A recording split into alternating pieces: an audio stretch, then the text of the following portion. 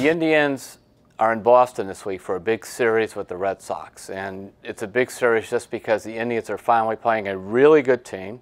In fact, Boston has a chance to break its all-time franchise record of 105 wins this season.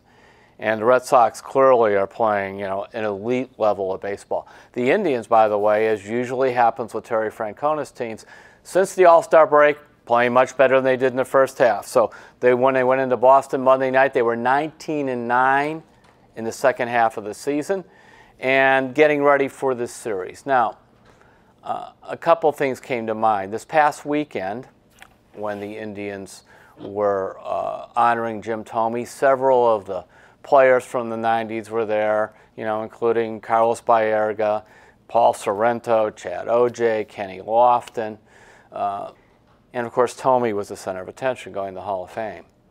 And that takes you back to the Indians, as Tom Hamilton and I called it in the book we wrote on the Indians of the 90s, the glory days. That period from 1995 through 2001, where they made the playoffs every year except one, twice went to the World Series. But think about right now some of the Indians players we're seeing.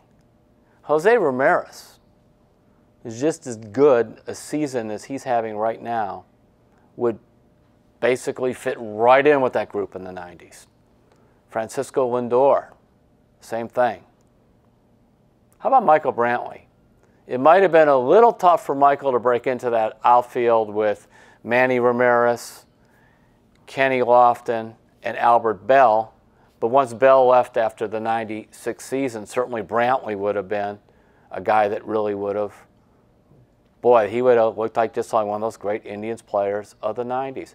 Edwin Encarnacion. The Indians went through several DHs at that time, primarily Eddie Murray. Encarnacion, again, the slugging power hitter. Eddie Murray, Edwin Encarnacion. I think, you might even take Encarnacion over Murray at that point. And, of course, the Indians starting staff back then, where you had Orel Hershiser, Dennis Martinez, and Charlie Nagy were the big three. The Indians' big three that you would counter with, which would be Corey Kluber, Carlos Carrasco, and Trevor Bauer, better than, probably better than those guys. Now, I'm not saying overall this group of Indians that we've watched the last few years is superior to the Indians of the 90s, but we for good reason glorify that team and that era of baseball because it was coming into the new stadium. There was a long sellout streak, and it was so much fun. But since Terry Francona came in here in 2013, the Indians now will have their 6th consecutive winning season. They will be going to the playoffs for the 4th time in 6 years.